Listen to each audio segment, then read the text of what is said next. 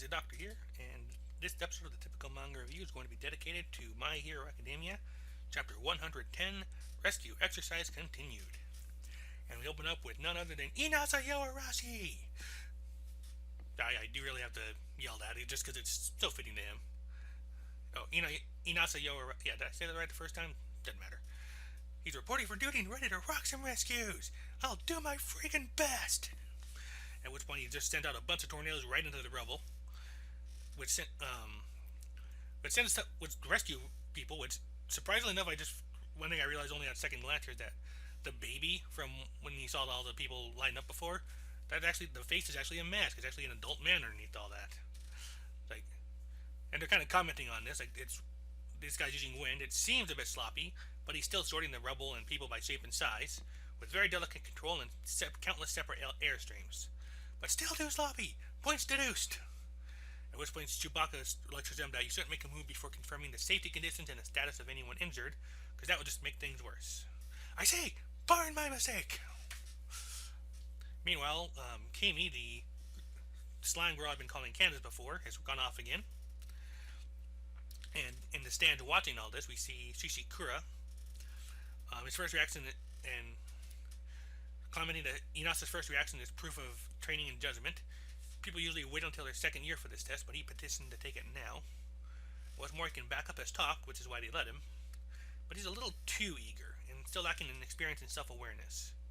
Meanwhile, this creepy-eyed looking guy, who I can only assume is his teacher, is pointing out that you are aware you're the only one who was forced out of the running this early, Shishikura. I am aware. Okay. And the presumed teacher is pointing out that he'd take this opportunity to reflect for a bit, because perhaps thinking he was a little too influenced by the whole stain incident. And while Shishikura thinks it's absurd he was influenced by a villain, it really isn't. Because everybody's rethinking their attitudes on heroes after everything with Stain's ideology and All Might's retirement. But he points out to Shishikura that the way he's acting now and letting contempt and denial drive him, going to lead him down a murky road that keeps him from seeing the big picture. We're seeing other students go around here, like that people are in there but not responding. It's too dark to get a good look inside. One person looks like a girl who can detach her arms while still attached to string and check their pulse and breathing. And another guy's kind of just carving out space for first aid.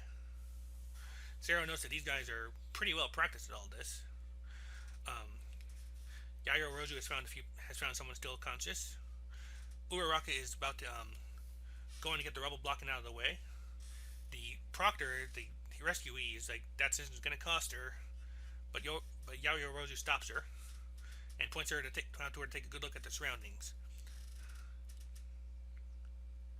And points out that the way the rubble is while precarious, is at least balanced.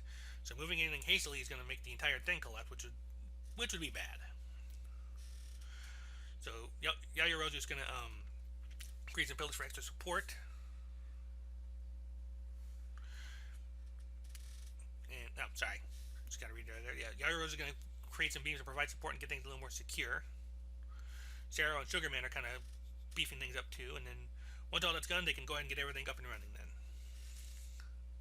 Uraraka is going in and getting all the stuff out of the way so they can get to the man, and the proctor is thinking themselves that it was by no means perfect, but not bad at all.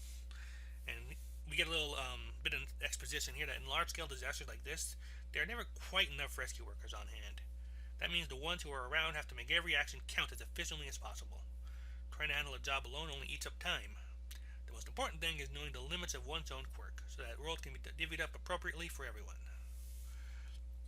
But a test like this is all about showing individual merit, so it takes a lot of courage to earnestly accept that the role one has to play. It's something that can only be done by understanding the whole situation. But there's still wasted potential here. You bunch aren't quite qualified for this yet. So, they did well, but not well enough apparently. Mineta and Nita are pointing out that they're just standing there twiddling their thumbs. And Shoji, is a good number of us, in fact, are still kind of around there. Because unlike the first part of the test, it might be better to split up now. Let's form a few squads and move out. And actually communicate with the other schools, because they're there to save lives, not compete, technically. And then And apparently, Aoyama's actually already ahead of them. Like, too dark to see inside? Allow me to illuminate. He just sends his belly button beam ablazing. Minato knows he seems to really like that pose when he's doing it. Right? And then they said they're all kind of going through, like, bandaging up people. Meanwhile, we see a couple of people claiming that they've hurt their arms. It hurts so bad. And Bakugo just yelled at them, "Shut up! Save your own damn selves!" Like Kaminari and Kirishima are like, "I know that's just a style, but come on, they might really be hurt, dude." The two proctors are like, "Well, in this scenario, we're supposed to be low priority rescues with light injuries. And this game was able to perceive that in that instance, telling us to save ourselves." Meanwhile, I was like, "Oh, hey, look, they misunderstood it to our advantage. Let's at least guide him to a safer spot." Yeah, but taking that tone with us is no good. Points deduced. So, Bakugo still loses out because he's an asshole. Deku's reporting the child's injuries.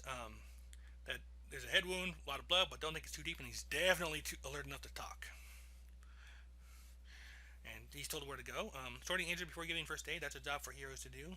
In the brief time it takes for ambulances to show up, then they need to hand over operations to the professionals as smoothly as possible. Back at the Muppet Man, we're getting a little update on how they're doing. You know that with the way they start, it looks like most won't make the cut. Still, the HUC people aren't handing out as many deductions as expected, so not bad on the whole. When it comes to protecting people in cities, a hero's job is complex and multifaceted. There's the actual reasoning, plus... And then a giant explosion just rocks the stadium.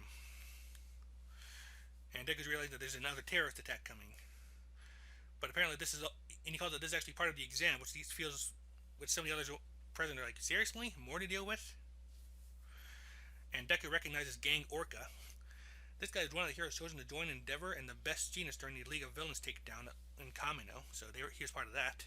He's a strong one. He sits at the number 10 spot right now, and he's number 3 in heroes who look like villain rankings. So, and Gang Orca is apparently about to take him on, because like dealing with enemies and saving victims, can he really handle both situations? And his villains have shown up, they're on the move. A new hero candidates on the scene will suppress the villain incursion. Eraserhead has noted that this is a situation that would give even pros trouble, and this is all for the provisional licenses. And anyway, so they've got to do all this and keep rescue operations going. So the question now is, what's your move, heroes? And that is where the chapter ends. Actually, this is like, and I'm not sure how I feel about this, to be honest. Like, it's a neat twist, but at the same time, I know a lot of people were excited about the idea that we were seeing rescue operations rather than straight up fighting or competition, and now we're right back to straight up fighting and competition. So, this is kind of a mixed bag here. Though having to do it while maintaining rescue operations or keeping victims from dying, that is definitely going to make an interesting twist on the whole situation. And it's probably going to be what nails certain people getting their licenses regardless of their abilities in the rescue operation here. I do like the fact that we got Shishikura and presumably his teacher, getting that little lecture about how Stain influenced his way of thinking, how he's kind of like getting in the way of his being a proper hero. And as before, I like seeing all the different students that we can see here, not just our 3 main schools at the moment, but some other groups too. So that's cool. They got the girl who can, I think it's a girl, I can't really quite tell, but able to separate her hand. The guy with a bunch of what looked like either eyeballs or buttons all across his costume. Yeah, I think I see an eye like almost sticking out of his finger, so maybe that's his quirk. He can like create eyes and see everywhere. And the actual idea, again, once again, the idea of the professional rescuees is like a neat little touch. It really is like just like an interesting little twist to this whole situation. Still, even though the Muppet Man said that most of them won't make their cut, at the very least, it does seem that these guys are doing better than anticipated. So that's always a good thing. In fact, I just noticed here on one screen, we see Bakugo and Yoarashi compared to each other, and Bakugo actually has fewer deductions than Yoarashi does.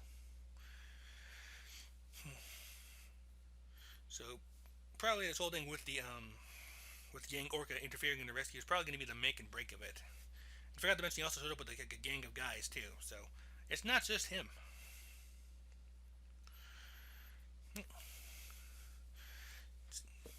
Still, like I said, I think a lot of the stuff they kind of covered along the way through here. Like I said, I do like how they actually explain like the reasoning behind certain actions here, like why, like how the test is conducted, things like that. So it does. Trying to think of what I can say about being redundant. Bakugo was pretty funny in this. Like, did he actually like? I almost wondered, did he actually recognize that they weren't seriously injured when he screamed up and go save their own damn selves, or was he just being an asshole like usual? And the other two are right; they just misread it in a way that benefits them. I don't know.